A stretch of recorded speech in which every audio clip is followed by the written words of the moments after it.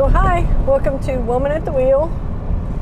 I'm Sue, and I am on US 270 in central Oklahoma, heading southeast toward Watonga from a town called Seiling with an S, S-E-I-L-I-N-G. And I just stopped and found a place that actually had, lo and behold, regular decaf coffee, just plain old, good old-fashioned decaf coffee. It's getting to be a rare commodity these days. So I found some. It's not bad. It's pretty good. It's kind of what the doctor ordered. I've been looking for it for a while. I'd been a little frustrated because I couldn't find any. There was a new truck stop out west of Seiling that's got a Phillips 66 truck stop, and there's a place next to it that's a coffee bar. And then there's a place on the other side, some kind of restaurant or something, and there's a Sonic out there. So they got kind of like this little mini, kind of has everything, oasis of a truck stop. So I pulled into the coffee bar first because they have a drive-through. And there was nobody in the drive-through, so I'm thinking, okay, this may or may not pan out. They may not even be open. So I pull up there, and lady gets on the speaker. I'm like, yeah, could I get a large decaf? She goes, we don't have any decaf. I'm like, you're kidding me. She's like, no. I'm like, okay, all right. So she was real apologetic, but it was like, that's what I've been looking for the last 2 hours. I was hunting decaf, all the way from Woodward. So finally in Seiling, after starting in Woodward and looking at 2 or 3 different places and stopping off at Walmart and picking up some instant decaf unsweetened tea, instant mix, so I could at least have something to drink that didn't have caffeine or sugar in it, and getting some water. I got some bottled water. So I finally got my decaf coffee, and I'm really enjoying it. And it's not the greatest decaf coffee, but it's okay, It's just regular, normal, nothing fancy. It's not a latte or it's not all full of like steamed milk or anything, but man, it's okay with me because it's drinkable and it's decaf and shouldn't mess with me, so I'm glad to have it. So now I'm all revved up to get on home. I'm 138 miles from the farm right here.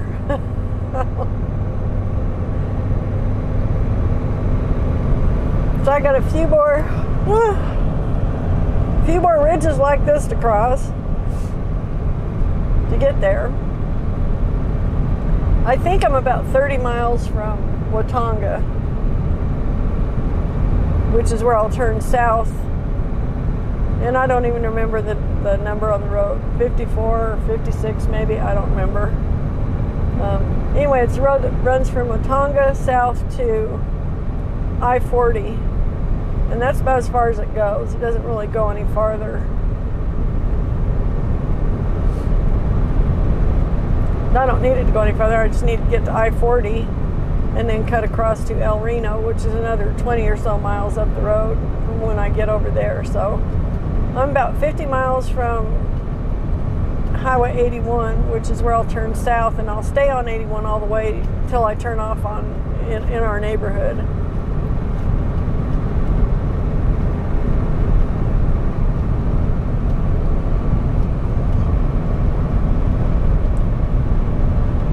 So this has been actually a pretty good trip. The aggravation with trying to find caffeinated coffee notwithstanding, because I think they slipped me some real coffee at Starbucks this morning instead of decaf up in Kansas, up in Garden City. So I feel like I've had caffeine, and I didn't willingly or voluntarily drink caffeine. So that's why I was intent on finding some uncaffeinated stuff to drink, flush it out and thin it out.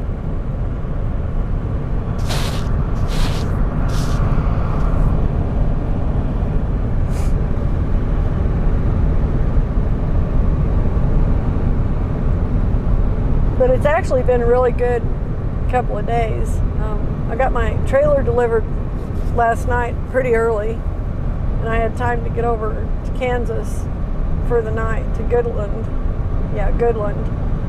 And I stayed at the Motel 6 in Goodland, which was really a good place to stay. I'll stay there again in a heartbeat. It was awesome, actually, and extremely inexpensive. It was, well, she gave me a senior discount because, you know, she felt sorry for me for being old, I guess. She was just really nice. Nice lady running the place.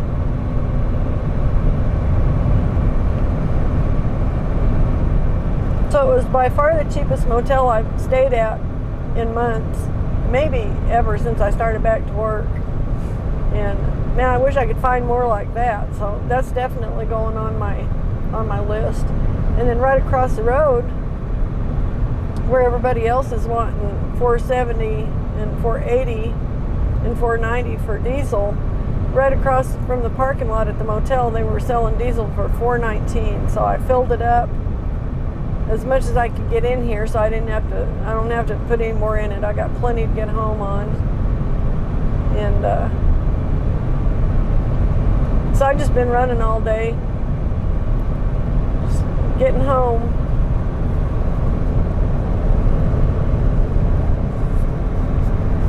So what I'll do is I'll get my weekend reset, and then Monday I'll take back off. I need a day and a half. I have to sit for 36 hours to get a reset. So I'll sit all night tonight and then 12 more hours on Sunday night after my 24. I'll go 24 hours and then 12 more. So if I get home at 3 this afternoon, then I'll sit till 3 tomorrow afternoon plus 12 hours. So that'd be 3 in the morning. So anytime after 3 in the morning, I can go and have my full 70 hours for my reset.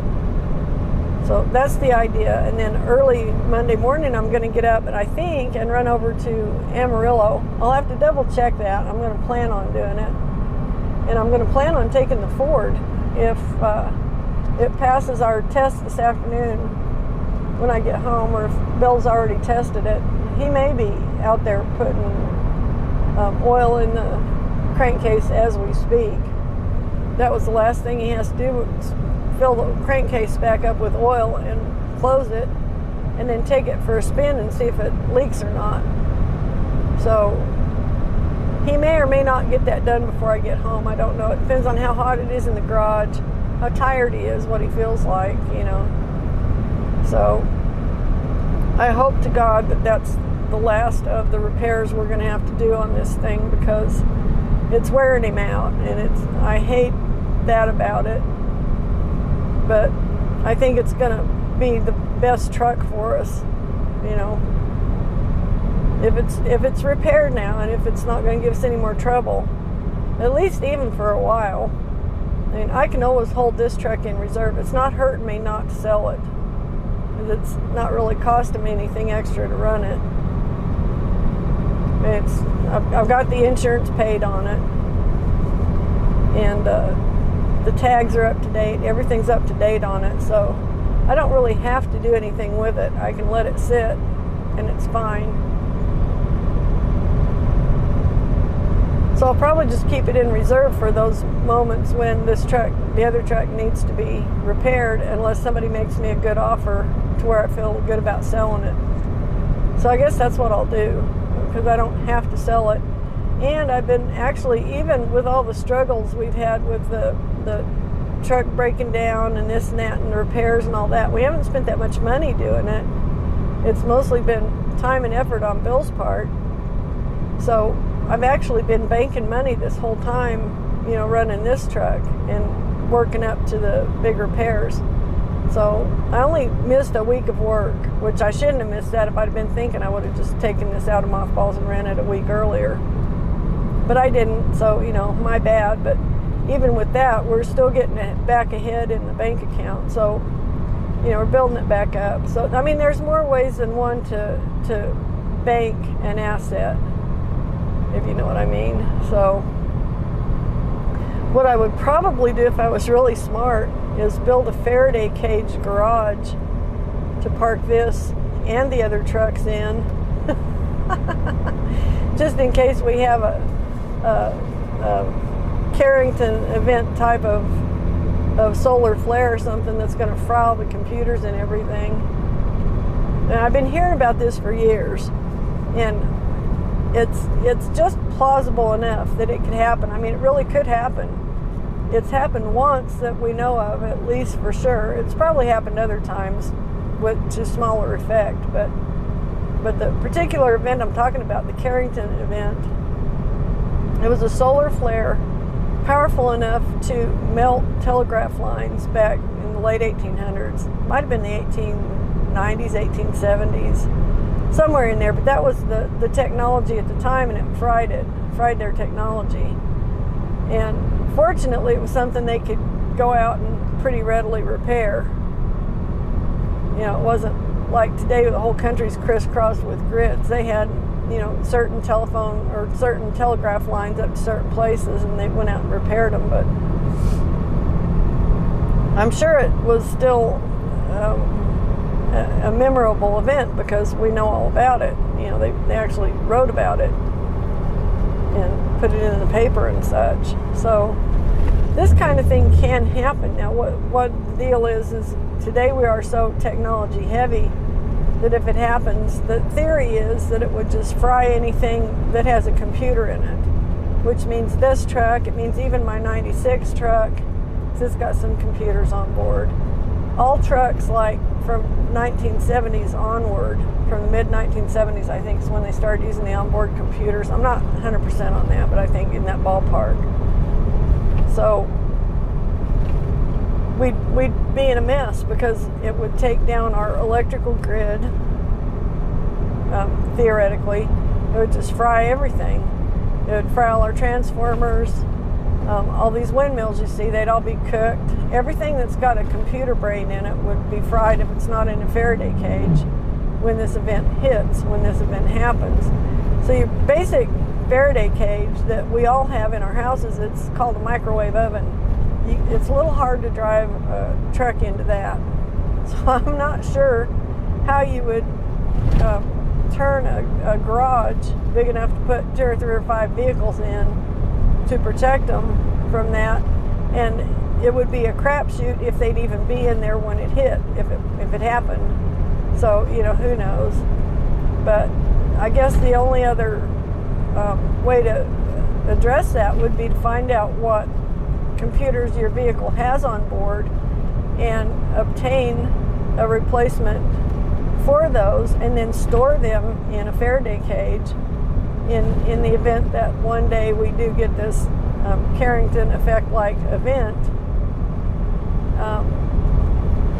that fries everything. Then you could go in and replace all your computers in your car if it was that simple. I don't know if it is. It probably isn't. It's probably one of those things where you have to pretty much take your car apart to get to all the computers to replace them. I don't know, but seeing how they do things, it makes me wonder. So I guess that is your only recourse for the vehicles that you have that are computer driven. Now, theoretically, for a car older than that, you probably have to replace your points. You know, to probably fry your points. But other than that, I think you would be okay to drive that car. So you might want to keep a set of points on hand in a Faraday cage with your computer chips. If you've got an older vehicle with that kind of technology. Now, these are just things I've heard, you know, listening to it on the radio and stuff for years, and, you know, like Coast to Coast AM and stuff. They talk about this stuff. So in the event that this did happen, theoretically it would knock out our complete electrical grid and kill our vehicles and pretty much throw us back to horse and buggy days, like in the blink of an eye. Which, you know, they say would cause millions of people to die. And I had to think about that when I was like, yeah, but why? Well, if you start thinking about food, being delivered every day all over the country. If you don't have a local source of food and something like that happens and all the trucks bringing food to your area are dead, then where are you going to get your food? So yeah, that could be bad. It could be really bad. It could be really seriously very bad. And then like people with freezers and stuff. I mean, your food's only going to last so long in the freezer. So how are you going to preserve that food that you have to make it last? I mean, I've got a freezer full of food at home, a freezer full of meat, a couple of them. And, you know, how would we protect that? Well, we've got a generator, but it's probably computerized and it would probably get fried too. So I'm not sure if it would even work, you know. So how would we do this? And it runs off propane, but if it fries the generator brain, then I don't know. It's kind of a weird thing to think about, but I mean, it could happen. It clearly has happened before, to the degree where it melted telegraph lines, burned them up, and put the telegraph out of business until they could get the new line strung. So, I mean, this is something that could happen, and it would be a lot more catastrophic to us now because, of course, we're so much more reliant on the higher levels of technology that this would knock out. So it's just kind of bizarre thinking about it.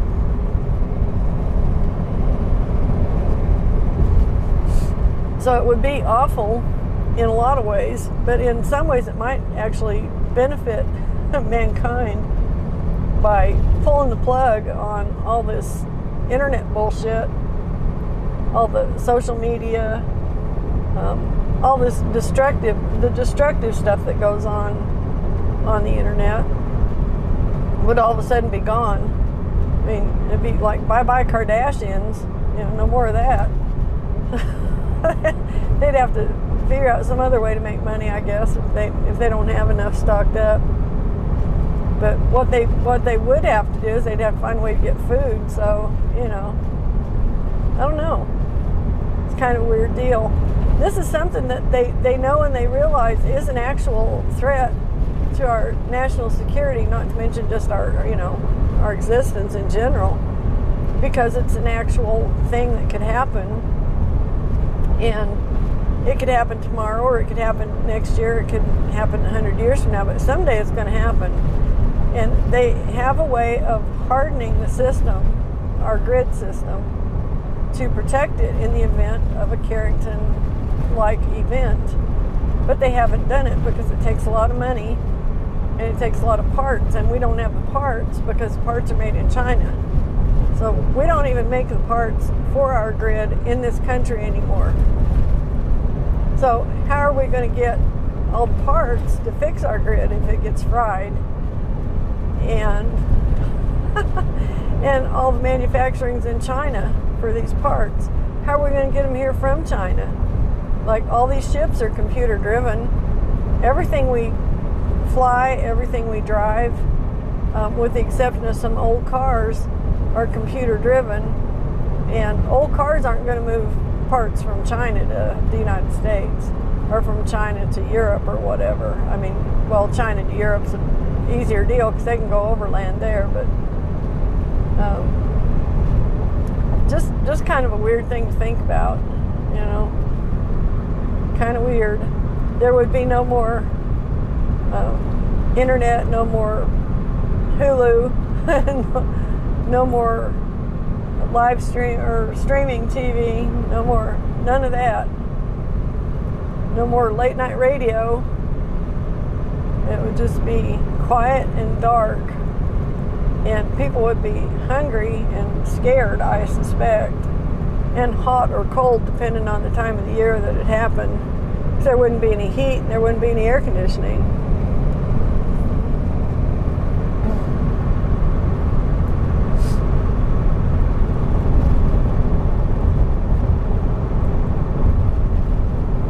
So, you know, if you think about it, the world as it is right now, if we took away everything electronic, took away the entire grid. You'd still have the physical electronics in your hands in your house, but they wouldn't do you any good because you have no power to power them, and you'd have no internet to connect them, because all of that runs on electricity. Everything we do runs on electricity and or some kind of computer-based brain. So, and all that stuff would just be gone. It would just be cooked. And then good luck getting more of it, because what we'd have to do is we'd have to start from scratch, basically. Build our own parts. We'd have to open up factories and put people to work making replacement stuff, replacement grid components, transformers, relays, wire.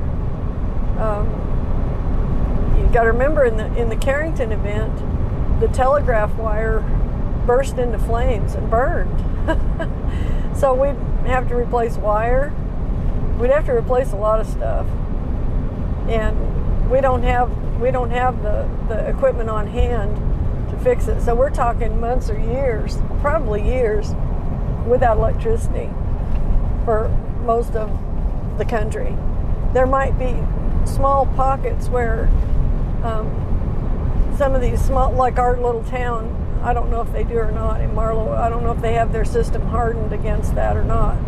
There might be small enclaves all over the country where they have hardened their part of the grid, and I don't know if that would protect it or not, though, with the rest of the grid unprotected. So, you know, try and imagine the world like if it happened 10 minutes from now. You know, I'd be having a slow walk to get the rest of the way home, because I'm 117 miles away from home. I wouldn't be able to run the truck anymore. It'd be dead where it's at. So I'd have to either abandon it or try and find somebody. But how would I find somebody? I couldn't use my cell phone because that'd be dead. If it happened right now, the cell phone system would go down because towers rely on electricity. Everything that relies on electricity would be dead. So let's say you're at the gas station pumping gas. Well, you may not even get that thing in your car before it happens, and then you can't pump any fuel because the electrical goes down, so you're sitting there with an empty gas tank. I mean, this is just the kind of thing, you know, I think about. And it's kind of bizarre to think about it, but, you know, this is what they say would happen. And, you know, the experts.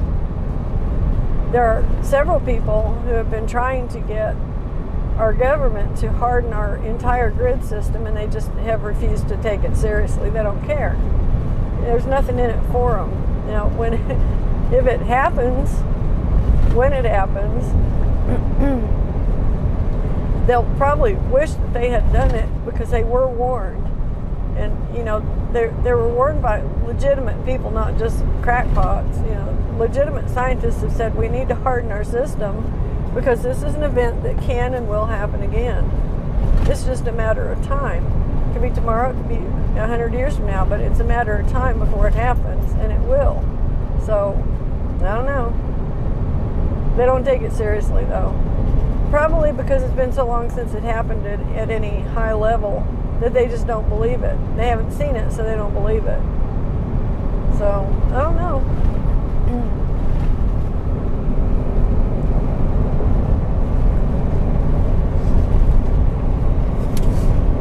But I'm thinking about what it would be like if it happened like right now. So if it happened right now, my truck would die because the computer boards would be fried, and I'd probably be lucky to get it to the side of the road. Because all the steering and everything would be out. Steering and brakes would be out, so I'd have to just try and steer it to the side of the road if I could and just coast it till it was stopped. And then I wouldn't really know what had happened because, I mean, it's not like it'd be any big flash bang or something. Although, if I was traveling along, I might see, you know, some rippling on the electrical lines maybe, or the cell phone towers. Might see some activity, you know, like things frying and popping. Then I'd probably have a pretty good clue, because that would kind of mimic the Carrington event, the original one, where it ran along the telegraph lines and burned them up. So I'm pretty sure if I saw that, I'd be like, okay, either one of two things just happened. Either we've had a solar event, like the Carrington event, and it's blown up our grid, or somebody has just detonated a nuclear bomb in the air over our country and crashed our grid system. That's the other thing about it. It can actually be done intentionally by some crazy fucker with nuclear weapons. Who does that sound like here recently? So let's just continue the scenario. So I'm in the truck, I'm driving along, all of a sudden my truck dies. I don't know if it blows, if the computers blow. I don't know, I might see little things blowing up in there or something. But it's gonna die on me. So I get over to the side of the road and I look and I see, well, crap, there's sparks and fire coming off the electrical line. So now I'm going, okay, I kind of got an idea what this is, but I'm not really believing it because I've heard about it and I've seen the pictures of the Carrington event and all that, but I don't really want to believe it because, this kind of really sucks because I'm still 112 miles from home. That's going to take me a while to get there if I have to walk. So the other thing about it is, if you don't have cash in your pocket and you walk someplace and you need to pay somebody something, you can't pay them with a credit card or a debit card or anything because people don't do that anymore. People don't take credit cards like they used to.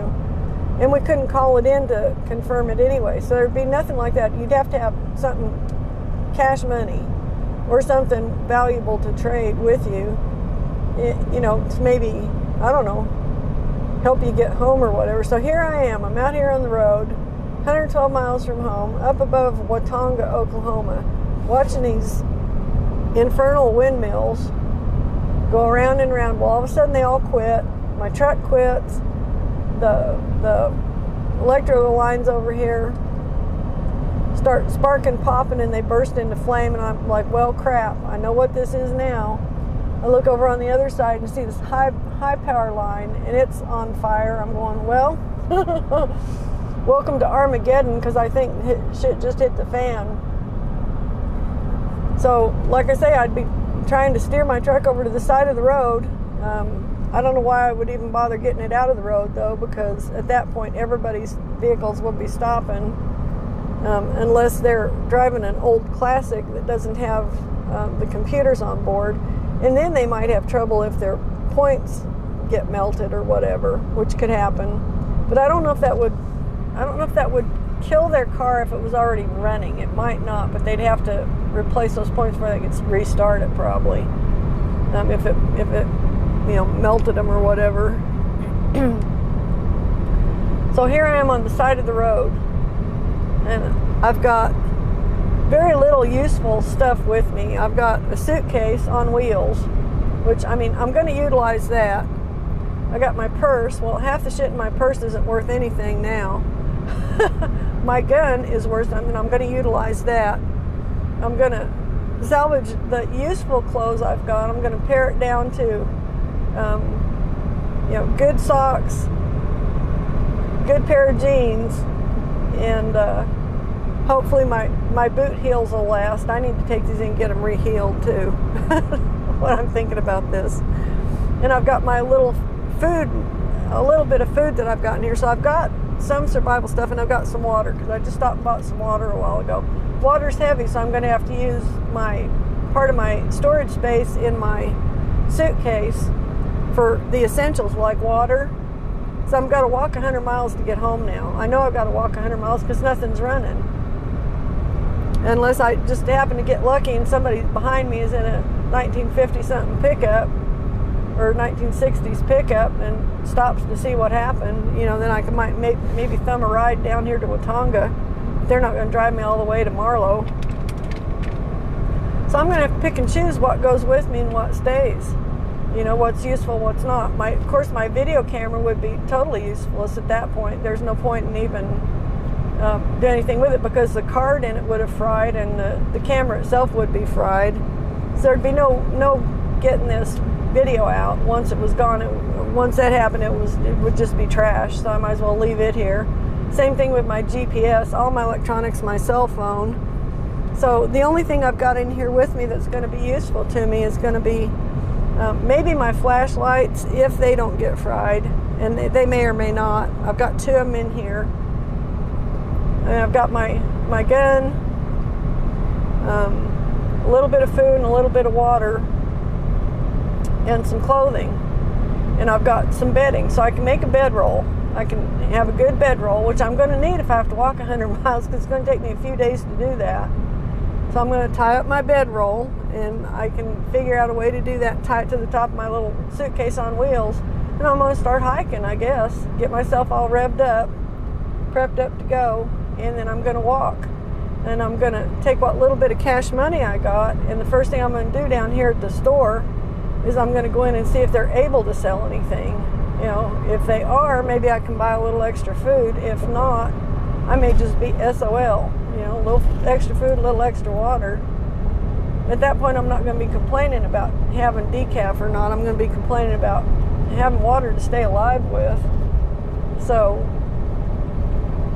by the time I get from the top of the hill back there where all this happened down here, they may be cleared out of water anyway. Maybe everybody in town ran over there and grabbed all the water they could get because they knew something bad happened, even if they don't know quite what it was yet.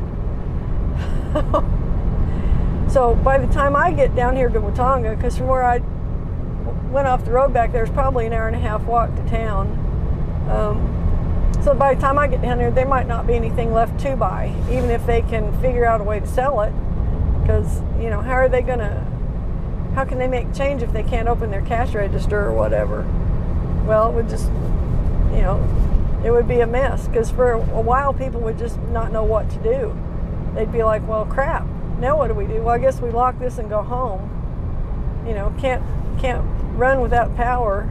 All the stuff in their coolers would go bad pretty quick, you know, within a couple days. So, and then what do? Then you're out of food. You're, you know, like me, I'd be walking. I can walk. If I'm seriously walking, I could probably walk, 10 or 15 miles a day and not hurt myself too bad. You know, if I could stay hydrated and eat a little bit, and I've probably got enough food with me to get me home. Between the beef jerky and the water, I don't know. I'd probably cure my fat problem by walking 100 miles home. So I'm 105 miles from home here. The other thing is security. Now I got to stop and spend the night places just on the road. So where am I going to stay? I mean, I'm an old lady out here by myself, although I'm not helpless by any means, and I'm very well trained in a lot of ways. But it's still going to be challenging for me to get 100 miles without being harassed, without getting robbed, you know, without somebody coming up and taking my water and my food. So I'm not going to be like stealthy carrying my gun. I'm going to be carrying it where people can see it. So I'm going to be like warning them, you know, don't screw with me. Go screw with somebody else. Find yourself an easier target.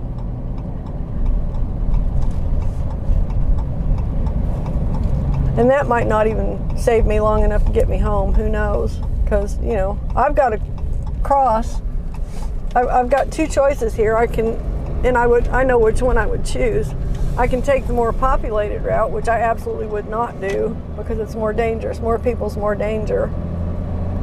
Or I could take the unpopulated route, which would take me longer, but it would probably be a whole hell of a lot safer.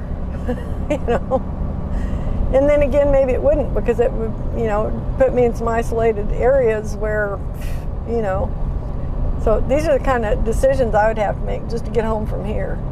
So right now I'm 104 miles from home, and imagine that after all this. And the thing is too, I don't know exactly how far I am from home, except I do have a map with me because I've got my map book in the truck. So I still have a paper map. I can check the roads. This is going to be real slow going.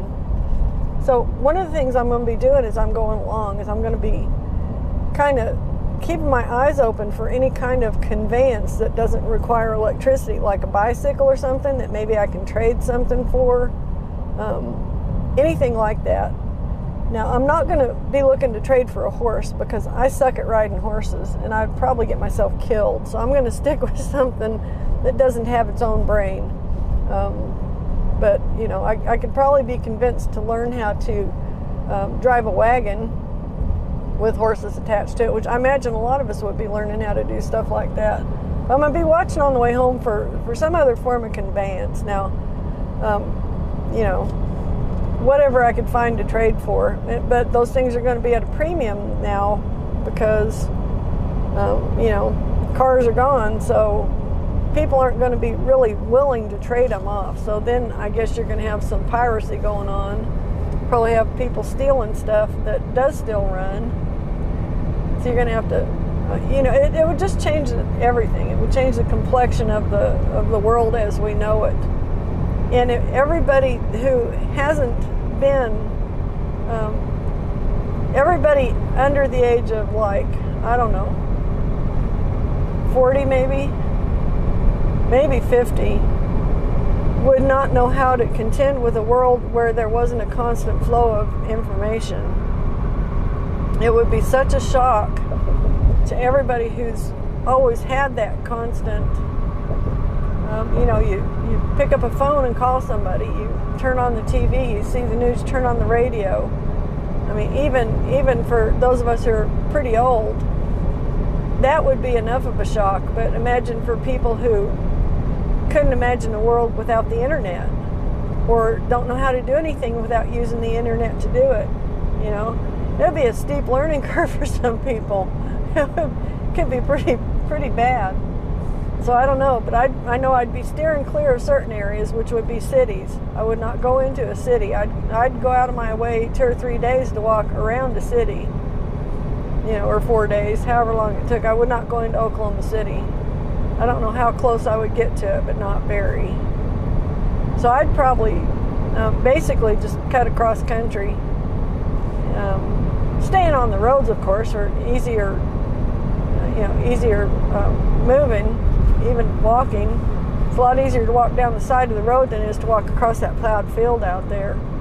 Even though a plowed field may save you 2 or 3 miles, it may kill you because it dehydrates you to the point where you run out of steam to go, you know, walking through the soft dirt. So you got to make choices. You're going to have to be thinking about this stuff.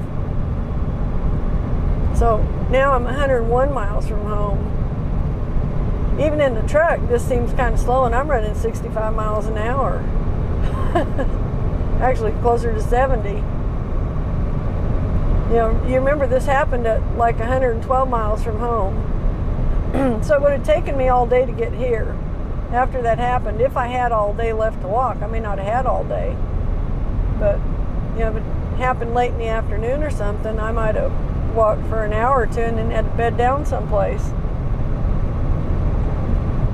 So depending on what time of year it is, you better hope you've got the right kind of clothes in your car to be out in the elements unprotected by your car, because you're going to be either in the heat or in the cold, you know, depending.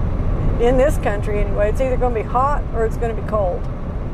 So you better have the right clothing with you, and you better have enough bedding with you to where you can make a warm enough bed that you can survive a cold night, or that you can make a bed somewhere and not be just totally eaten up by bugs. You know, you can cover up and get away from them a little bit.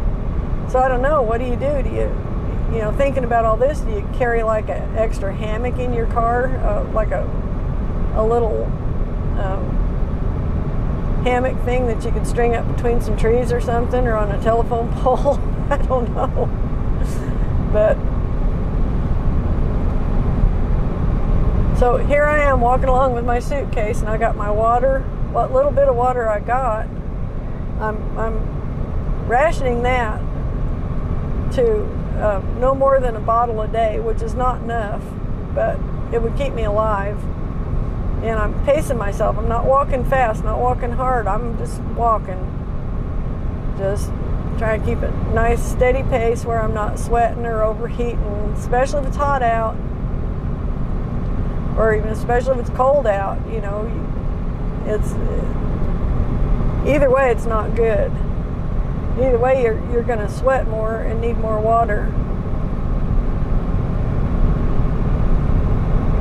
And you can only carry so much water with you because water weighs 8 pounds to the gallon. So how much water do you think you can carry, you know, down the road with you?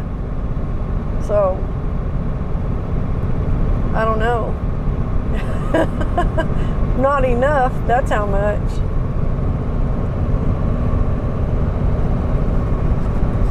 And yet people have done it.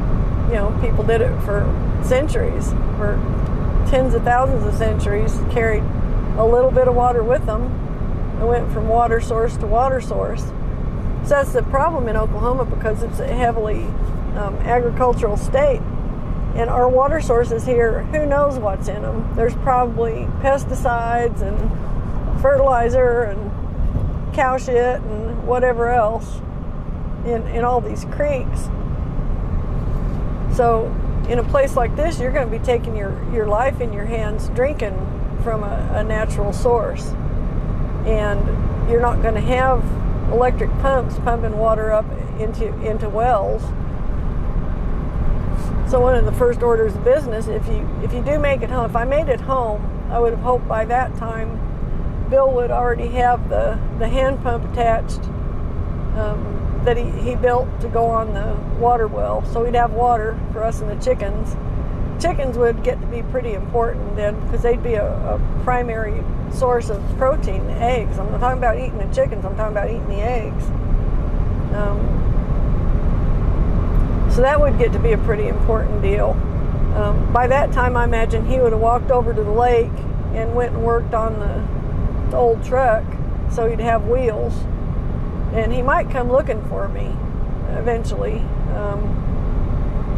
You know, give him a few days to get all that done. He might come up here and rescue me, but I'm still going to be walking towards home. And I'm probably going to stay on the thinking about it now, I would probably have to stay on the route that he would expect me to be on, just in case he did get it running and he could come get me. So, you know, thinking about this, it kind of takes it to a whole new level if you personalize it. It's like, okay, so I'm stuck by Watonga, Oklahoma. So this is, now I'm 96 miles from home, 95. So I'm almost 10 miles from where the event happened, basically. So what was it, 112? So at 92, I'll be 10 miles. So that would be about 1 day of walking for me. Not walking hard, just walking steady, walking cautiously. There'd be other people out here walking too. They'd be like, well, I don't know what I got to do, but I got to do something. So everybody be all wary. Like, well, who do we trust now? Because we don't know what's going on. Who did this? What happened? A few people would know what happened, and a lot of people would have not one clue. They wouldn't have any idea. All they would know is their car quit running, everybody's car around them quit running, and their cell phone quit working, and their radio wasn't working, and nothing was working, and they'd be pissed off, and they'd be scared, and they wouldn't be prepared for any of this. To even, you know, walk across town, let alone walking 100 miles. So there would be no preparation, none. It would just be a big shock. And then people would be freaking out and looking for somebody to rescue them. So back to my situation, let's say the first day I made it down here, I made it about, I don't know, maybe 10 miles. So let's say I made it down here and decided to go knock on the door at this farm and see if they would let me sleep there in their barn or something, or whatever, you know, get in out of the weather. If it's hot, I'm going to want to be in a shaded area, and I'm going to be wanting to be up out of the bugs. If it's cold, I'm going to need someplace that's warm, sheltered from the wind, and the wind here is fierce in the winter. It'll freeze the skin right off you.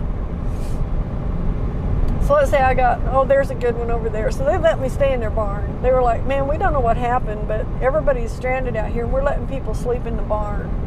So I'd be like, well, thank you. Can I trade you something for a night's stay? Well, yeah, maybe we could use, this or that. Well, here, I'll give you this.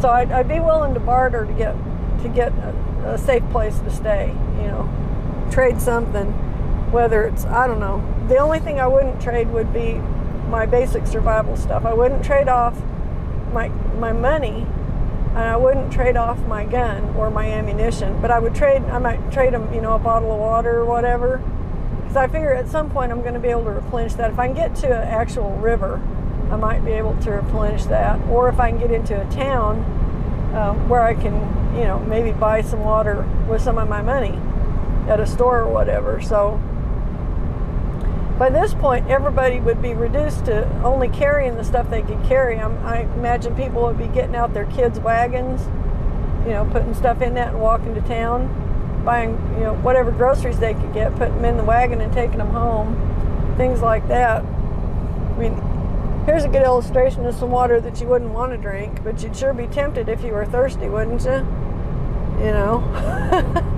Right in the middle of a cultivated field, I imagine that's just full of chemicals.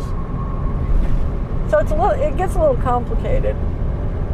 But anyway, so this is my second day now. It's taken me a full day to go what I've gone in the last 10, 15 minutes. And so here I'm into my second day. Now I'm thinking, man, this really sucks. And let's say I'm lucky and it's fall. It's not winter, it's not summer. So I don't have to worry about freezing to death, and I don't have to worry about being broiled so much by the sun. I do have a baseball cap in here, so I've got something to keep the sun off my face. I've got a coat. I've got, basic stuff. So I've got all my basic stuff with me. And I'm dragging my little suitcase along. I'm probably wearing the wheels off the thing. At some point I'm going to have to abandon it or repair it or something. So I'm probably going to start thinking about how do I turn this into more of a backpack type thing, so when the wheels fail, I can keep going with it. Well, I do have a leather belt. I've got all this cordage from the car that's absolutely going to be useless for anything else. All these wires coming out of the electronics. I can use that stuff as cordage. I'm going to wind all that stuff up and take it with me. I'm going to abandon the truck because there's really no point in, what can I do with it? I'm not big enough to drag it behind me. So I'm probably just going to go ahead and leave it unlocked in the event that other people traveling might be able to sleep in it and get in out of the weather with it. So I'll probably do that. I'll probably just leave it, unlock everything and leave it. And I would hope that other people have done the same thing for me down the road. So maybe I won't have to trade off some of my stuff. Maybe I can just sleep in a car. When I get tired of walking, maybe there'll be a car down here that I can sleep in. Something like that. And people will be doing this kind of stuff. This is just basic survival stuff, So this makes me rethink what I actually travel with now. Thinking about this scenario. So what if this happens to me and I'm 1,000 miles from home? And it could. And then I've got a long way to go. So then I got some other problems. So, but let's just stay on this track. Now I'm 89 miles from home, so I'm like into my second day. I'm getting down here and I'm thinking, well, I kind of pretty much know what this is because everybody I've talked to is telling me the same thing. My car just quit. Everything in town, there's no electricity. My cell phone quit. There's nothing there. All the electronics are dead. I'm going to be thinking, okay, 2 days of this is a big deal. This is probably what I've been hearing about. And we're probably going to have to just figure out a way to survive now without having the advantage of any of this other technology that we've been used to having. So I might as well start figuring out how to do that. So one of the things I'm going to be doing is I'm not only going to be looking out for maybe a different mode of transportation, like a bicycle or something, or, something, or even just a wagon, if I can trade for a wagon to put my stuff in and pull behind me, something with more substantial wheels on it. That would be good. if I find somebody who's still selling clothes or shoes or any of that, I might want to stop and see if I can buy another pair of shoes for when my boots wear out. So I don't know if these boots are going to make it 100 miles. They may not, but I'm not going to bet on it. It's kind of one of those deals. I'm going to be looking to buy or obtain any kind of food I can get to keep me going, because I got to have something to keep me going. But I'm going to be on the down low about what I've got. I'm not going to be showing around what I've got to anybody else. I'm going to keep it quiet, you know what I mean? Because my main responsibility is to get me home. And if I can help somebody along the way, I will, but I'm not going to hurt myself to help them, if you know what I mean. So, if I can help them out by sharing a little bit of what I got, that's great. But if they try and take more than that, then we're going to have a fight. It's going to be fighting words. But I think a lot of people would be probably more along the lines of trying to help each other. I would hope anyway, because we'd all be in a shitty situation. And some of us would already kind of know what was going on, probably have a good idea anyway. I mean, it would be probably weeks before we had any kind of news to actually confirm anything or tell us what was going on. So, it's not like the power would come back on in a couple hours or the next day or the next week or the next month even. And just getting people out to repair the lines, I mean, how can you do that if your vehicles are all gone? If your vehicles are all dead, that's the big thing. It's going to take out a lot of vehicles if it happens. So that's the primary root cause of a lot of the other problems that will follow, is the vehicles being taken out. So if you can figure out a way now to build a giant Faraday cage to keep your vehicles in, and you have the money to do something that crazy, then that's what I would do, and hope that when it happens, at least one of your vehicles is actually in there. So at least if it all goes to hell, then you'd have one vehicle. The other thing you'd have to be thinking about is, even if you have a vehicle, how do you get fuel? Because fuel is pumped out of the ground by an electrical pump. So you'd have to be going and talking to these gas stations and say, well, how can we, get the fuel up out of the ground? We need to open this up and, bring it up in buckets or whatever you got to do. Pump it up with a hand pump probably would be your most efficient way, but how many people have a hand pump laying around? Not too many. So, but that would be the second order of business, would be finding sources of actual fuel for your vehicles. Now, I don't think that finding enough fuel would be a problem, because 99.9% of the vehicles in the country would be inoperable, and you couldn't get replacement parts to fix them, because unless those parts had been stored in a Faraday cage, they would have been burnt out too. So, I mean, there's just going to be a lot of vehicles sitting around dotting the landscape where they stopped, and that's where they're going to sit probably until society is rebuilt. So it's kind of a weird thing to think about, but if you had a vehicle, you would be like everybody's hero, because you could go get supplies for your community, and you could get people to volunteer to go with you as security. And if you live in a place like I live, where everybody's got firearms and ammunition and knows how to use it, well, then you have a pretty reliable way of maybe getting some supplies in and restocking the necessary stuff. One of the big things would be, how do you get your medicines? Well, you're not going to get a lot of medicine after this happens, so you better hope you're not on any,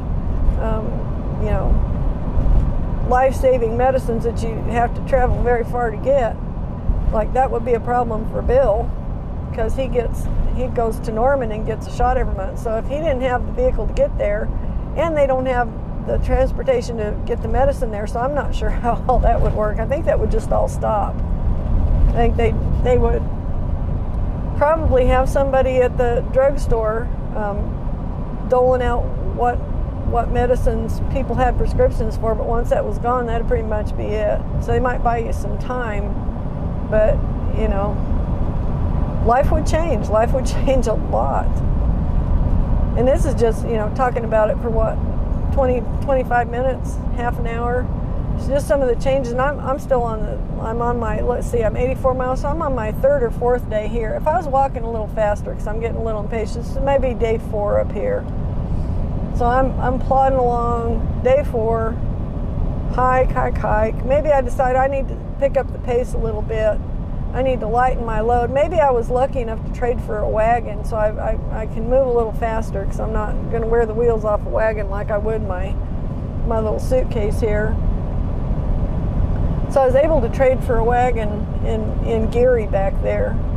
So I got all my stuff. So I'm just going along, trying to keep a good pace, because I want to get 15 miles a day instead of 10. 20 would be nice, but I'm going to try for 15. But I'm still not going to kill myself doing it, because I'm not eating enough and I'm not drinking enough. So I'm on my 4th day, so I've got like 2 bottles of water left if I haven't been able to trade for any in Geary. Now I'm hoping that I was able to trade for a couple of, maybe a gallon jug of water down there at the grocery store. So maybe I got that. So let's say I've got an extra gallon of water, which is good. That's a good thing. And I got a wagon to pull it in, so I don't have to just carry 8 pounds. I have to draw it along with all my other junk. And let's say I was able to get a little bit more food supplies by trading something, maybe a tool or something. Maybe I had a tool in here somebody thought they could use, and I was able to trade that for a little bit of food or something.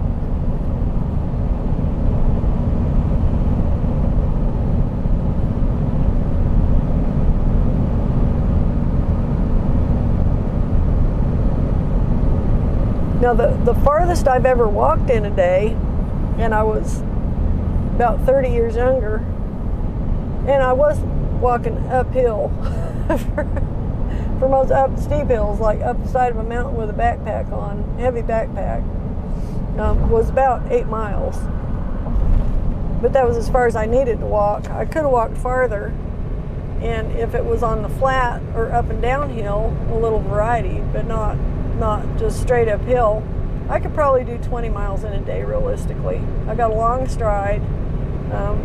If I just have the fuel to keep me going to do it, then I could probably do 20 miles a day. If I got up when the sun came up and walked till it was setting, and I could probably do that.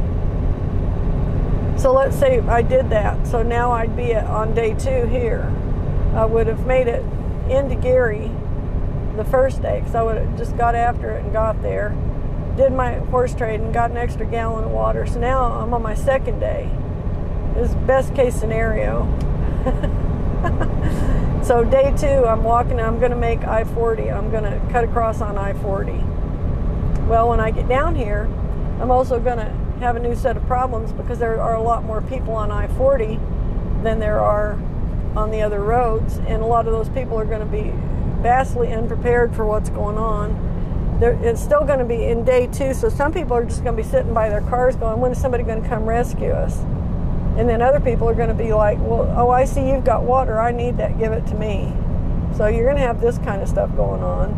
And you're also going to have stuff going on like, you pass by a car with a girl sitting in it with a couple of little kids, and she's like, oh, I don't know what to do, I'm just a young mother with a couple of little kids, and you're going to be wanting to give your water to them, which you're going to have to do some of, because you can't just leave them sitting there. And you're going to have to tell her, you need to get up and walk. If you sit here, you're going to die. You have to get up and walk. And at that point, I know how I am. I'd be trading her my wagon, I'd say, why don't you come with me? We'll put the kids in the wagon, and we'll just walk toward the city. Well, I was going the other way. Well, it doesn't matter, because you need to get someplace where you can, you can get these kids in out of the weather. So that's probably what I would do, is set off what supplies I had that I didn't absolutely have to have, and then put the kids in the wagon, have her walk along with me. So then we'd be a little band of people. And I imagine people would band up like that quite a bit, because, misery loves company, right? So I just got onto Interstate 40, if you're wondering.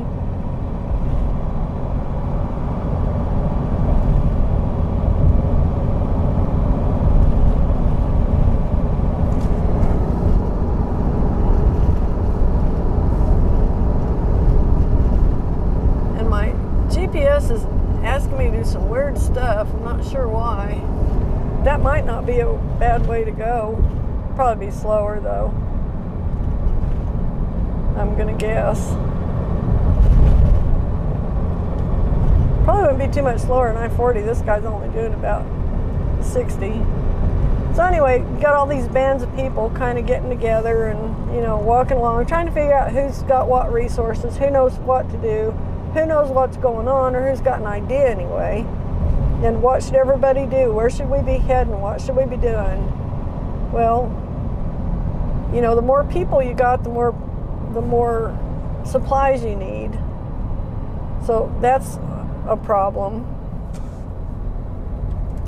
And we got a cluster up here. A cluster. A cluck and fluster.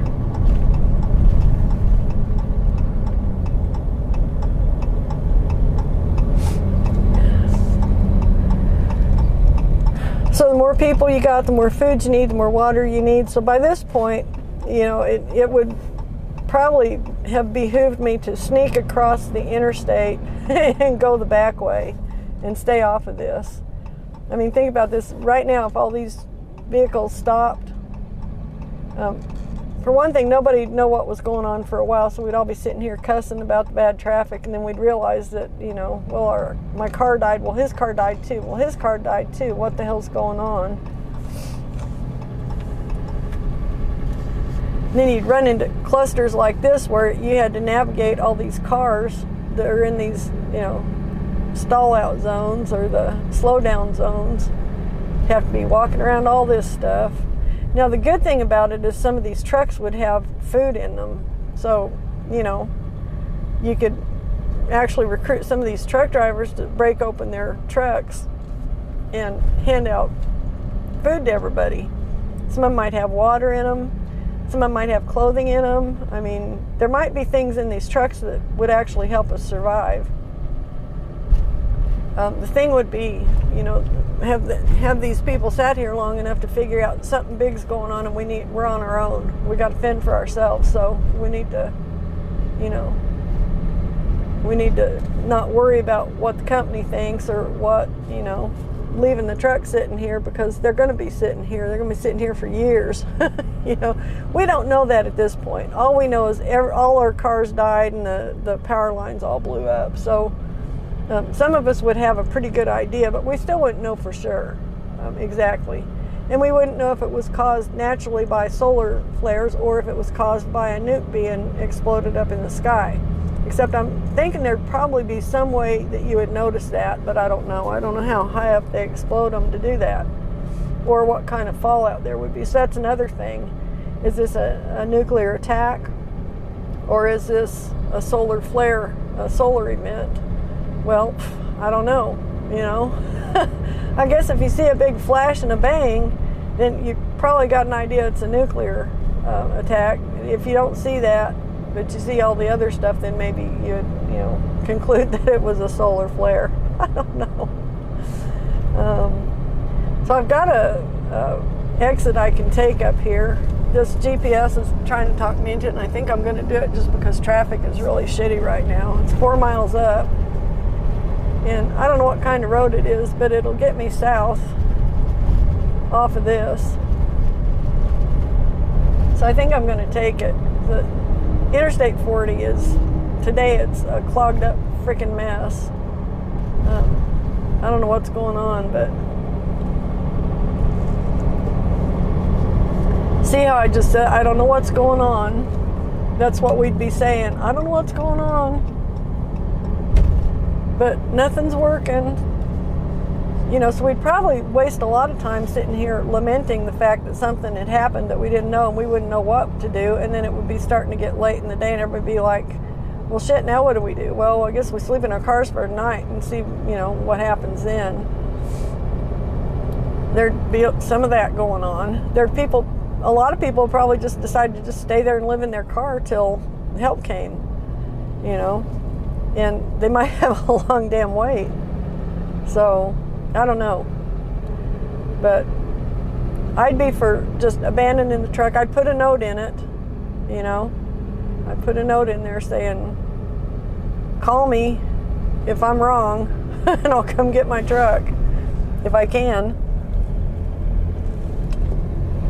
But in the meantime, I'm hiking home, so if you need a place to stay, feel free. Make yourself at home. In the meantime, So I don't know what else you would do. It's just such an odd thing. The whole idea of it is so odd. So then now we're getting on in here. So I've decided to part ways. There's been enough people come up and made friends with this girl and her kids. She's in good company. And they're, people who seem like they got some brains in their heads. So I'm going to split off and leave the big group and try and conserve what little bit of resources I've got left and still see if I can make it home. So now I'm about 75 miles from home. And that's, if I walk really hard, that might be as little as 3 days if I really get after it. Now that I'm used to walking all day and I've kind of built up a little bit, built up my endurance a little bit, maybe I'm just going to go 25 miles a day. So I'm going to get the hell off this road and away from all these people because I just don't like the way things are looking. People are starting to look sideways at each other. I was able to restock some of my supplies from some of the stuff in the trucks. Maybe we had a little bit of water in one, and I was able to get some of that. And I got some, I don't know, some kind of food, like canned tuna or some damn thing. And I've got a pocket knife, so I know I can get into the can if I want to. So I've got a little bit to keep me going. I'm constantly, the whole way, I'm looking to trade for whatever I can get that I can carry. That's not overwhelmingly heavy or whatever. And the girl has taken her kids off the wagon and let me have it back because she ran into her cousin's brother who's carrying one of the kids and she's carrying the other one. So she's like, oh, you need to take your wagon if you're going to leave here. I'm like, okay, well, good luck, y'all. Heading south. So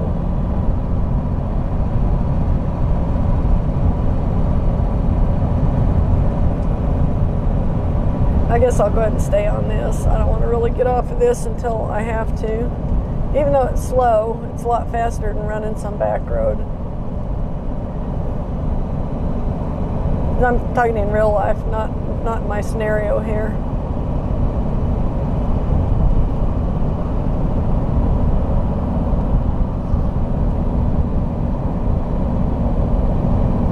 And I'm not making very good time going with the crowd. So maybe the day that I got down to here, I only made it, 15 miles.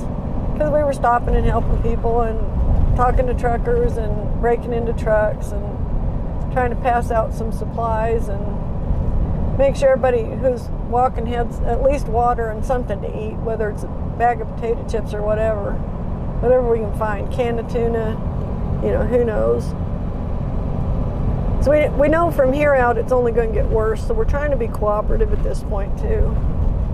Because right now we're feeling like, well, this shitty thing happened, but we're all in it together, so let's kind of stick together and help each other. So I'm going to do that to some point, but then at some point I'm also going to peel off and head south because it's in my best interest to do that.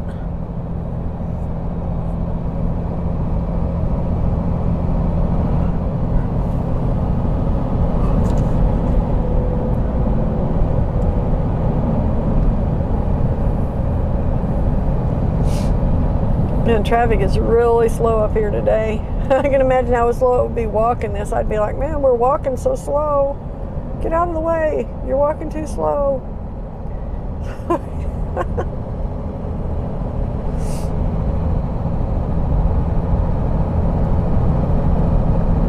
Walking way too slow.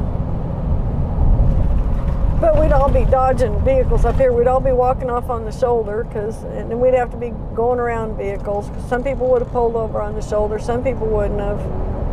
It would probably be a jumbled up mess, of cars trying to work around.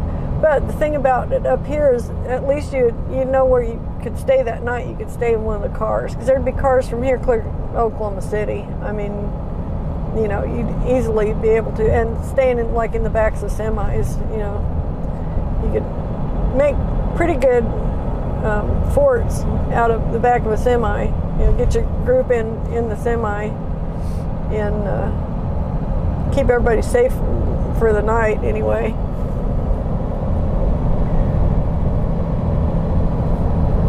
El Reno, next 4 exits. Well, I don't want this one. I want the next one, I think. For some reason, it keeps trying to run me here, and I'm not sure why. Did I navigate off the highways? I did. That's why it's doing it. Okay, that makes sense. So I've made my GPS stupid by telling it not to put me on a highway, which in GPS talk to this one means interstate. So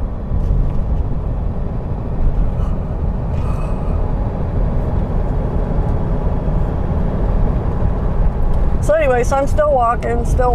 I haven't left the group yet. I reconsidered. I thought, there might be more resources down here where I can stock up a lot better if I stay on this where all these trucks are. And as it turns out, we kind of score because, we just keep going along and so we get a truck that's got some really useful stuff on it. It's got like beef jerky and nuts, things like that, food that'll last a long time. And it's all packaged to last, so we divvy all that out, so everybody's got some of that. And we find another truck with water, so we all get loaded up with some more water. So now I've still got my little wagon. People have found a few things. Some of the guys have scouted on ahead and gone off the road a little bit and found some more things that they can turn into carts or ways to convey stuff.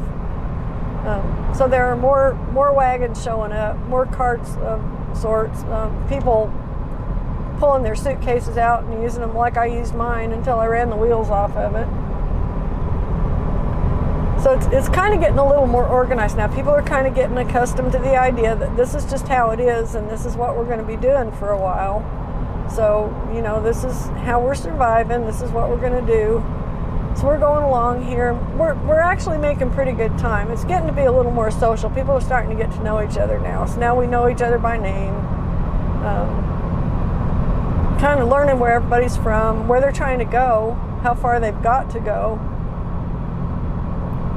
And of course, the lucky people are the ones that don't have very far to go. And the unlucky people are the people like, from California and New York, and they have no idea what they're going to do. They may never make it home because it's just so far, until they get some option to get a vehicle. And the roads are impassable because of all the vehicles stalled out on them. So your best bet might be a motorcycle, maybe a dirt bike, I don't know. Or an off-road vehicle, something you can run like a Jeep, or you can go off the road around blocks, but that's still not going to get you around all of them. So, there's going to be a lot of stuff like that that's going on. So now we're in today, let's say we're at day 5 here. We made it through to day 5. Now everybody's kind of pretty much accustomed to the idea. This is how life is going to be. Nobody's coming to rescue us. But we're seeing people coming from the other direction, and they're bringing stories of the same stuff going on. So now we're starting to get a little bit of just local news, and we're comparing notes. Well, yeah, this happened, so this happened everywhere, basically, everywhere in this country. Anyway, in this part of the country, this is everybody we've talked to. We've seen a few people in vehicles, older vehicles who manage to get out, and they're out checking on people and bringing water, taking water out to people that are walking, that are stuck out on the interstates. So we got some people doing that, a little bit of, relief work, bringing what food they can find. Now at this point, food's getting a little harder to find. Water's still relatively good, but food's getting a little harder to find. The people doing the relief work are basically recycling water bottles. They've got a hand pump for the water at their place, so they can fill up these bottles. They're recycling them. They're bringing them back and filling them up, and then bringing out more water and collecting up bottles as they go. So we're not getting any new bottles, If this is what we've got today, this is what we've got to work with. So we're going to start conserving things that are useful, like bottles. We're not going to be throwing them down on the side of the road. Like I've got my empty bottles in my wagon, and I'm saving them for when I find a safe water source so I can refill them. And everybody's going to be doing this kind of stuff because your survival instinct's going to kick in. You know what I mean? So we're going along, we're doing this, and at some point I've got to leave the interstate. So I decided to come on down here to Highway 81. So I'm thinking, if Bill gets the truck running, this is going to be the route, and he comes looking for me, because he knew when I talked to him that I was just stopped off up by Seiling, and that I was going to get back on the road. He knows this is the route that I would take. This is the route he would take. And it may very well be that my brother-in-law might be up there too working, so maybe he's trying to work his way back home too. So if that's the case, my sister-in-law would have got over to my house, or Bill would have gone and checked on her, most likely. If he got the truck running, he would have went and found her. And if John was up here working, then we'd be looking for him too, if Bill could get up here in the truck. So if he got the truck running, he'd be coming up here looking. He'd have every gas can that he had in the back of the pickup, in the back of his old truck. And so I'm sure he'd be stopping at every gas station and seeing if he could pump fuel out or whatever until he got them all full. So when he came up here, we'd have enough fuel to get home on, hopefully. So I get up here, and I'm just fixing to get off of the interstate and start heading down Highway 81. So this is where I'm going to leave behind all the people I've got to know up here on the interstate that are walking along with me. So I'd be like, well, y'all be careful, y'all be safe. I'm going to head south, and blah blah blah. All the stuff you would do, all the normal stuff you would do, because by this point it would start to become kind of normal. It'd still be relatively new, but at this point it's like a week into it, this is how it's going to be for a while. So you might as well just accept it and start being smart about what you're doing, so that you increase your odds of getting home and surviving.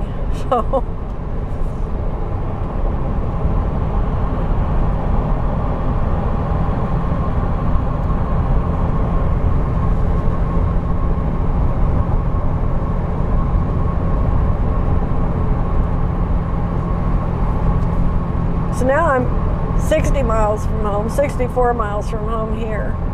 So I've already walked, about 50 miles.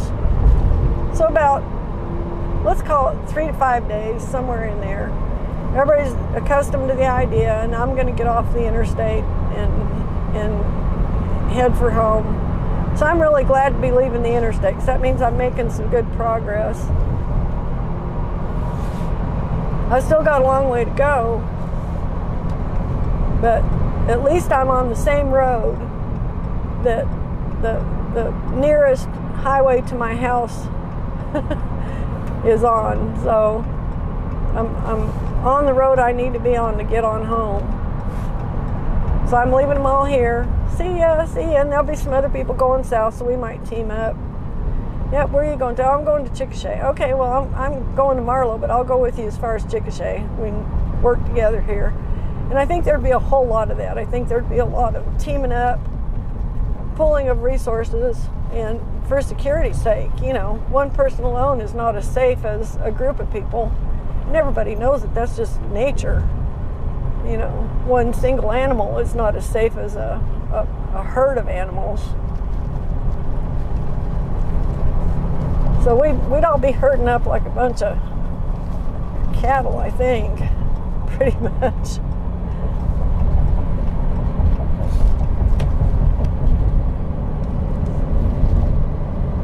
So this would be a lot different than running on the interstate, because resources all of a sudden will have gotten scarce down in here.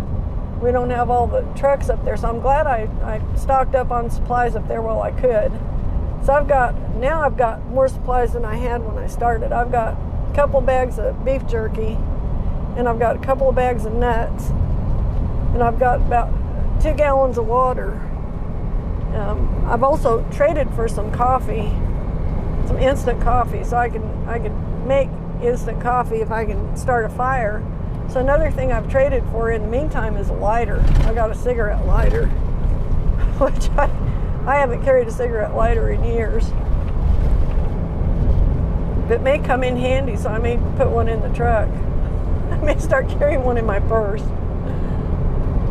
So now when we stop at night, I can build a fire. Let's say it's fall, so it's getting a little cool at night. Mosquitoes are still out, but if you build a fire and you got some smoke, that helps keep the mosquitoes off of you.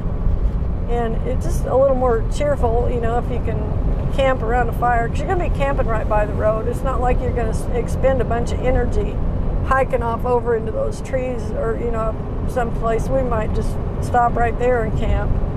But you're going to have your little mobile community with you by this point. So I figure I've got at least 2 more days of walking, probably 3. I'm 61 miles from home right here, so I probably got 3 days of walking, to be realistic. And I'm kind of getting tired, but I'm also getting a little tougher. I'm starting to get used to this walking all day business.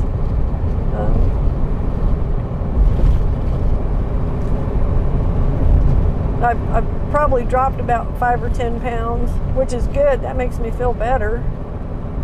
And I haven't been taking my blood pressure because my blood pressure taker fried in the event, so I just have to trust that it's okay. And I imagine it probably is pretty good, because I'm getting a lot of exercise and I'm not eating any junk food. So, you know. So I'm getting down here, but I'm getting tired. I mean, I'm an old lady, so I'm starting to get kind of tired of this. It's like, oh, I just want to get home. And then I'm thinking, if I could just make it down here at this Love's store, I think make it down here to Love's, and I'm just going to sit down and take a break there for a while, see if they got anything left that I can buy off of them, and maybe just take a break. And, you know, like, see if there's anybody out there with anything to trade or whatever.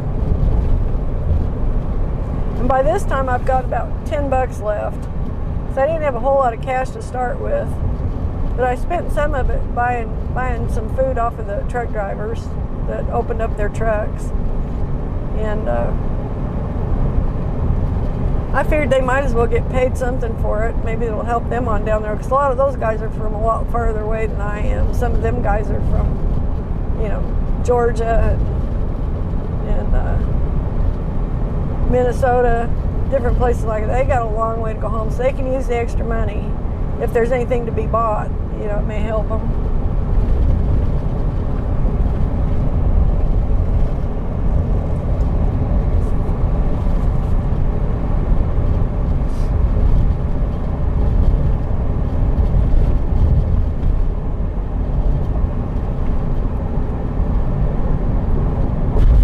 So I come over the top of this hill with my little group, and all of a sudden I see this old beat-to-shit Chevy truck with a dump bed on the back coming up the road, and I'm like, Bill!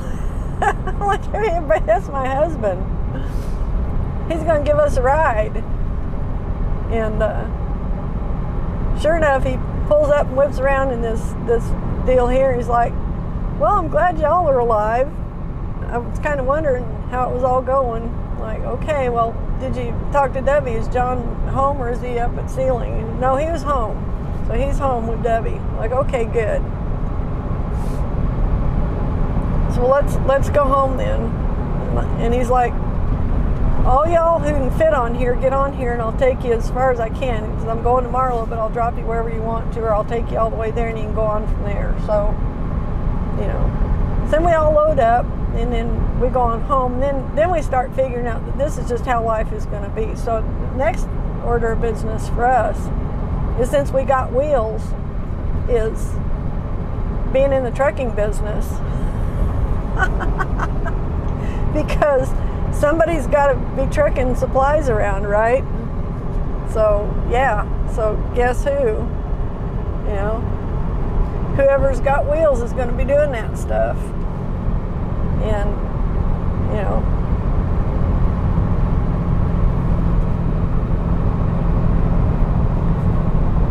okay.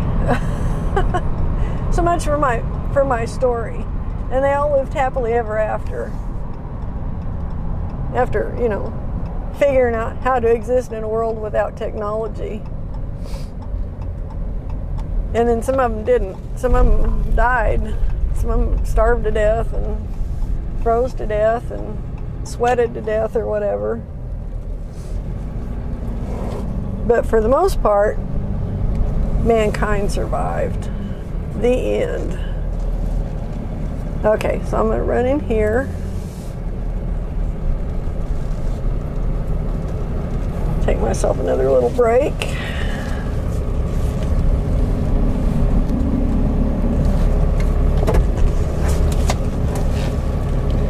I don't like this parking, but I think it's just what it is. Not going to be any very long. I'll be back. Next, I'm going to turn this off and start it up when I come back out.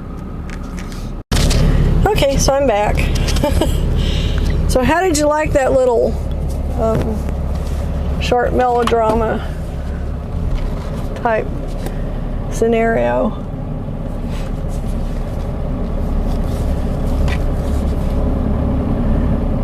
Thinking like this is what I get for listening to some of the stuff I listen to.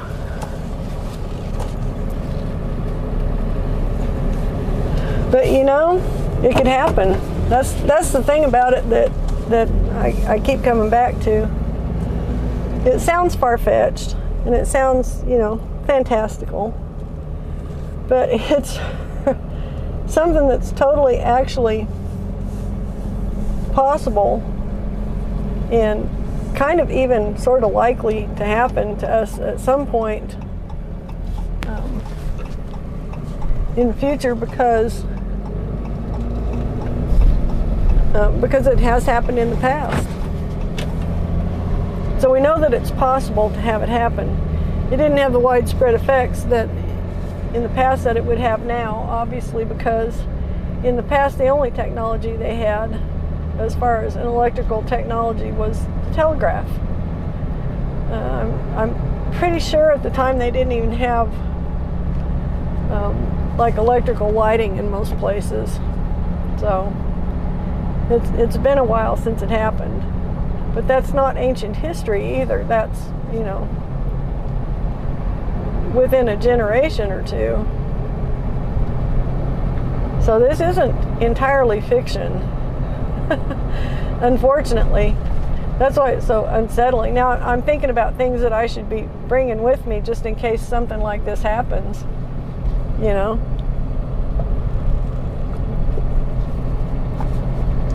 I can tell you one of the things that I probably should have in the truck with me is a pair of good walking shoes, like a pair of sneakers or something that wouldn't hurt my feet. Because if I had to walk 100 miles in these boots, I don't think I'd be that crazy about them, probably. You know, I don't know. What do? You either worry about stuff like that happening and freak out and obsess over it and let yourself turn into some kind of a nutcake, you know, a complete wackadoodle,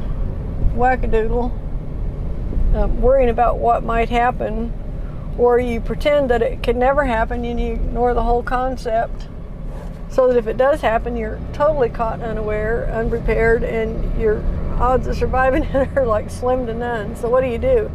There's got to be like a happy medium there. So maybe the takeaway from that is, if you're a traveling person, I mean, you wouldn't have half these problems if you were home when it happened. If you're near your home when it happened, then you could at least certainly get home probably and, you know, take it from there. But if you're out on the road and you're a traveling person, you've got to have a plan for how you would survive something like that so you could get home. I mean, really.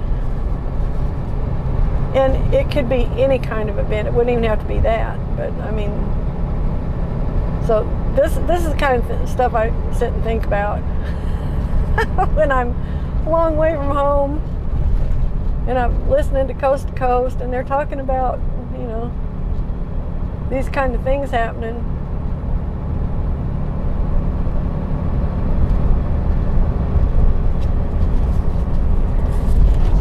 So yeah, I mean, it's unlikely, but at the same time, it's not that unlikely because it's happened before. So we know it can happen. We know it can, and we know it probably will again since it did before. Nothing has changed with the sun as far as the sun. The sun's always been the sun. The sun does what the sun does, and it's been doing since, you know, the sun began. So I'm sure it's not the only time that the sun sent out a solar flare with the power to do that. It's just until that time, nobody had a method to measure it because there was nothing here that it had affected so dramatically as it did that telegraph line. But we live in a completely different world now, and we are so reliant on having, you know, long distance trade, and our food comes from faraway sources, and, you know, we've set ourselves up to where if something happened that would isolate us in some way from our trading partners, we'd be up the creek without a paddle, you know. And that's one of those events that could do that. So we're crossing the Canadian River right now, and there is water in it. Not a whole lot, but there's some.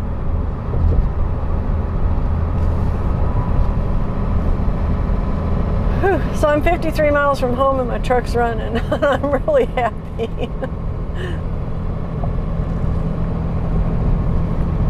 So as it turns out today, I don't have to walk home, and I don't have to worry about all that stuff. But I'll tell you, if I did, I don't know.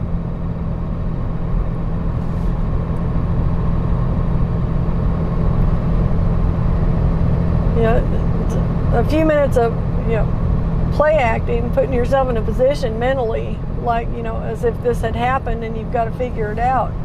It's a little nerve-wracking, you know, because there's a lot of that I never thought about before, even though I've thought about this for years, until I just kind of walked through it step by step. A lot of that I never even contemplated. So I need to obviously make a few changes to the stuff that I carry with me. Simple little changes that don't add a lot of weight, but might be totally invaluable assets if something like that happens. I mean, you don't know what's going to happen, right? It's like the people in Ukraine. Russia attacks. How many of those people were somewhere else, you know, driving a truck somewhere when, you know, Putin attacked their country, and they were trapped a long way from home or whatever. I mean, so stuff happens that we have no control over, whether it's on a celestial level or on a government level or on a, you know, just whatever level, an individual level even. And we obviously can't think ahead and prepare for absolutely every scenario, but we can think ahead a little bit and prepare for the most likely, you know, kind of try and prepare for that anyway. So that's kind of my takeaway from all this conjecture and, what if play acting.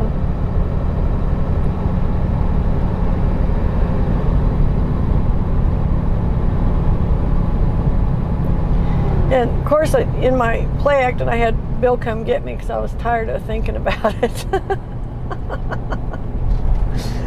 It probably wouldn't happen that way in real life because his truck probably wouldn't run because the thing hadn't been started in a couple of years. So it might take him, it might never start again. Who knows? You just don't know.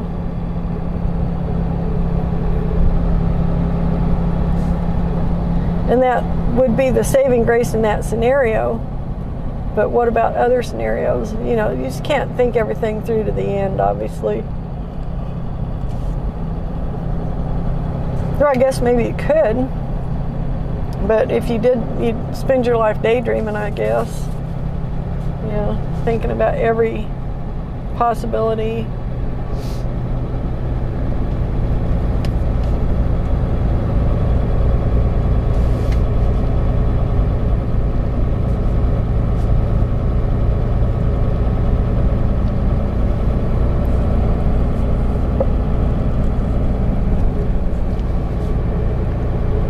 But there are things you can do at home.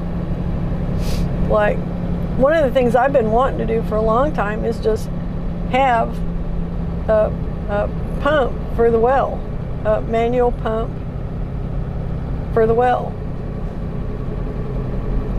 So if this ever happened, we could install the manual pump and have water at the sink,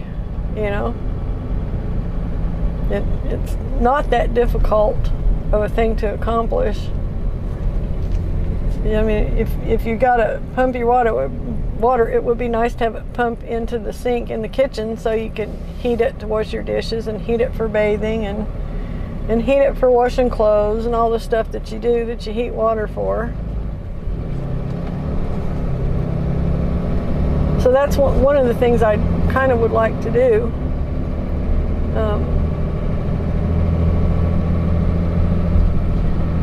I really wanted a pantry when we did this house, but I just didn't have a good place to put one. So if I was going to do any single thing to this house and add on anything, I'd add a pantry. I know right where I would add it too. I'd add it on what is right now our back porch, which we don't even use that back door. So I wouldn't mind just building a pantry out there, insulate it real well, and have a good sized pantry to store food in. Canned food, water, things like that. But I'm not all that worried about anything happening either, because, like my dad said, well, if anything like that happens, you're in the same boat as everybody else. So you'll figure out a way to get through it. So I was talking to him once about what he thought about the idea of buying gold and silver to use in case of an economic problem of some kind where paper money was worthless. He said, it'd probably be okay if you had it, but if you didn't have it, nobody else would either. So it's not like, you'd figure out ways to trade for what you needed. Well, yeah, that makes sense. That might be different if you're in a city. Then again, it may not be. I mean, you'd have more potential people to trade with in a city.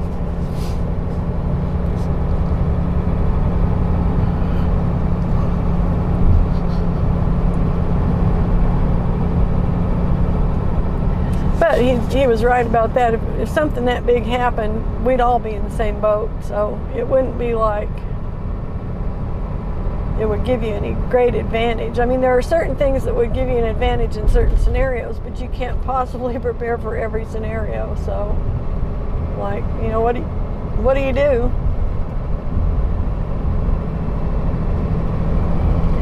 I guess that you just, do what you can. Prepare for the most likely, and then hope the unlikely doesn't happen. that you haven't prepared for.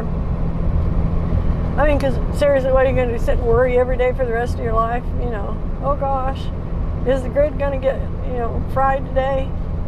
Well, no. And even though I've been hearing about it for 20 or 25 years, I don't worry about it every day. I think about it occasionally and think, well, there's probably other things I should be doing.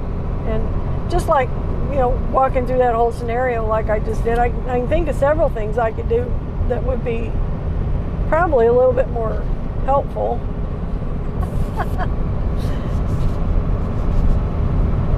I can see some deficiencies in the stuff I bring with me, so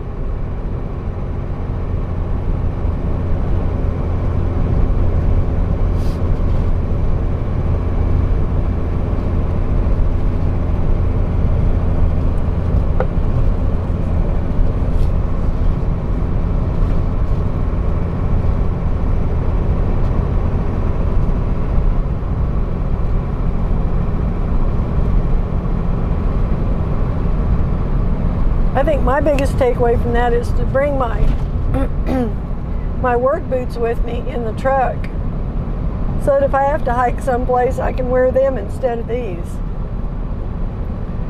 because they're just quite a bit more comfortable to hike in if I've got to walk a long distance, and they're built to last. I could probably walk 500 or 600 miles in those before I walk the soles out of them. Oh, I'd walk more than that in them. Because I walked 500 miles in a pair of sneakers a few years ago. I was getting up and walking every day. I did this for a long time, get up and walk like 5 miles a day. And I figured 500 miles on a pair of sneakers. And they were broke in real good by the time I got 500 miles on them. But if you got a decent pair of shoes, you can put a lot of miles on them before you have to actually resole them. So that's one thing I am going to actually do, just because it makes sense to have a decent pair of walking boots in the truck just in case. And those are all weather walking boots. I can wear them in the winter on ice, and I can wear them in the summer on hot tar, and they're equally effective in both scenarios. So something I need to actually do. And throw matches or a lighter in my purse, I guess. Just not one of those things I've thought about doing forever. But if you ever have a point where you get stranded somewhere and you want to make a fire, you kind of got to have something to make a fire with. So, and I don't want to be rubbing two sticks together like those people on Naked and Afraid, and be cussing because I couldn't get a fire built because my sticks weren't sparking or whatever. Yeah. So